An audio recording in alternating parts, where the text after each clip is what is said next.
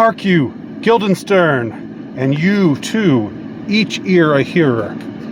That great baby you see there is not yet out of his swaddling clouts. I will prophesy he comes to tell me of the players. Mark it. You say right, sir. A Monday morning 'twas so indeed. My lord, I have news to tell you. When Roscius was an actor in Rome, buzz, buzz, then came each actor on his ass.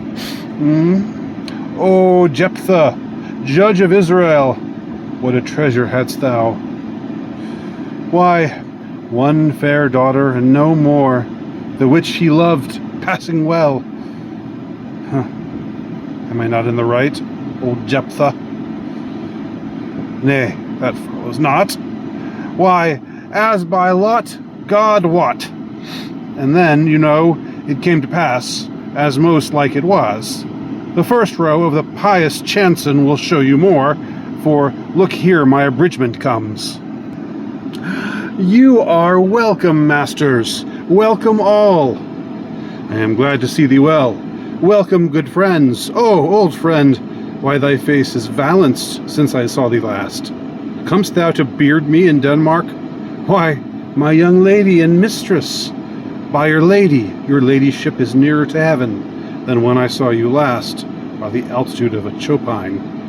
Pray God, your voice, like a piece of undercurrent gold, be not cracked within the ring.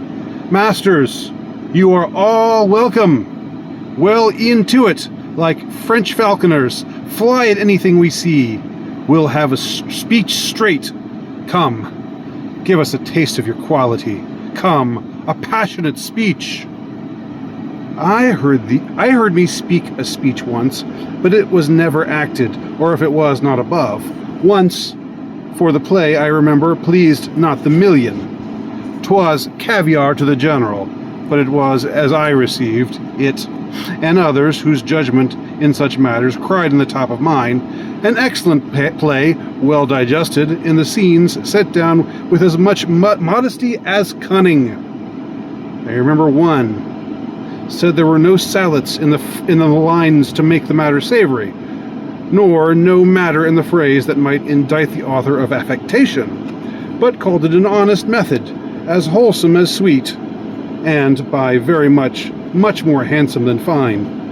One speech in it I chiefly loved. 'Twas Aeneas' tale to Dido, and thereabout of it, especially when he speaks of Priam's slaughter. If it live in your memory, begin at this line. Let me see. The rugged Pyrrhus, like the Hycrian beast. 'Tis not so. It begins with Pyrrhus. The rugged Pyrrhus, he whose sable arm, black as his purpose, did the night resemble, when he lay couched in the ominous horse, hath now this dread and black complexion smeared with heraldry more dismal. Head to foot, now he is total gulls, horribly tricked, with blood of fathers, mothers, daughters, sons, baked and impasted with the parching streets that lend a tyrannous and a damned light to their lord's murder.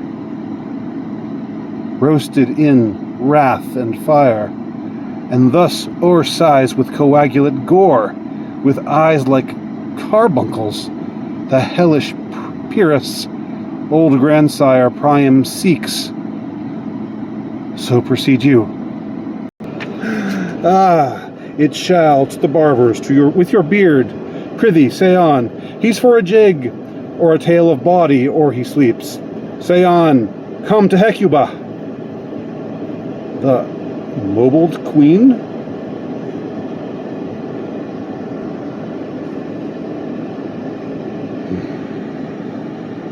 'Tis well. I'll have thee speak out for the rest of this soon. Good my lord, will you see the players well bestowed? Do you hear? Let them be well used, for they are the abstract and brief chronicles of the time. After your death, you were better have a bad epitaph, than their ill report while you live. God's bodkin, man, much better. Use every man after his desert, and who shall scape whipping? Use them after your own honor and dignity. The less they deserve, the more merit is in your bounty. Take them in. Follow him, friends. We'll hear play tomorrow. Dost thou hear me, old friend? Can you play The Murder of Gonzago? We'll hat tomorrow night. You could, for a need, study a speech of some 12 or 16 lines, which I would set down and insert int. Could you not? Very well. Follow that lord, and look you, mock him not. I so. God be with ye. God. Now I am alone. Oh.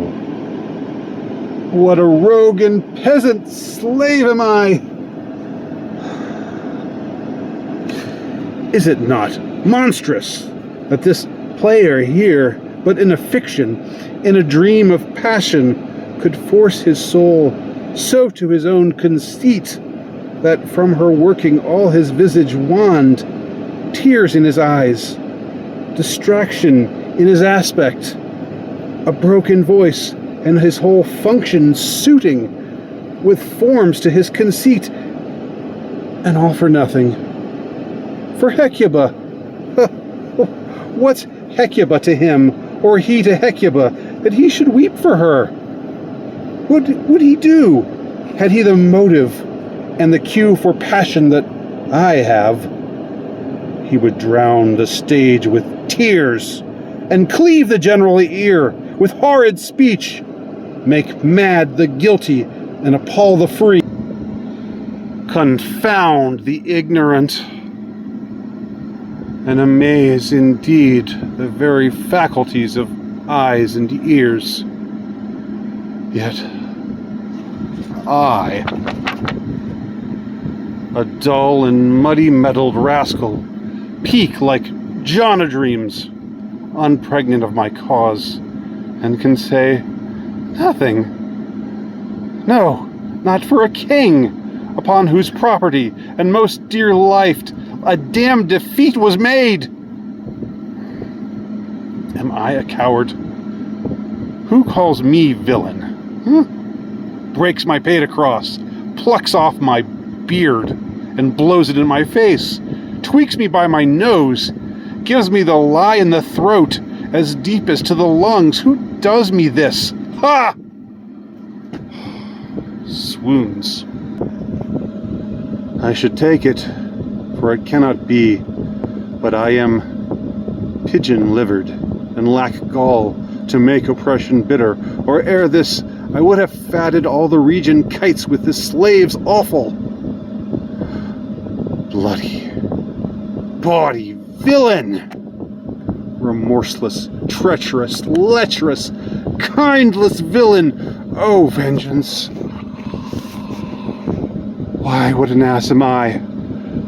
This is most brave, that I, the son of a dear father murdered, prompted to my revenge by heaven and hell, must, like a whore, unpack my heart with words, and fall a-cursing like a very drab, a scullion, fie upon it, fa!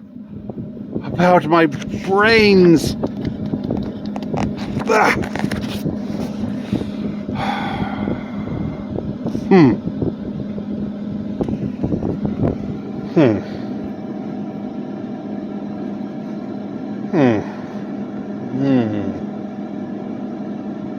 I have heard that guilty creatures sitting at a play have, by the very cunning of the scene, been struck so to the soul that presently they have proclaimed their malefactions for murder, though it have no tongue, will speak with most miraculous organ.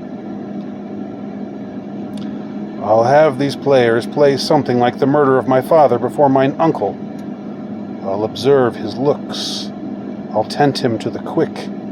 If he but blench, I know my course.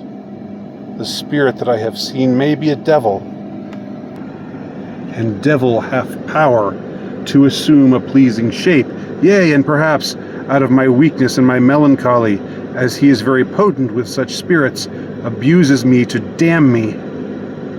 I'll have grounds more relative than this. The play's the thing wherein I'll catch the conscience of the king.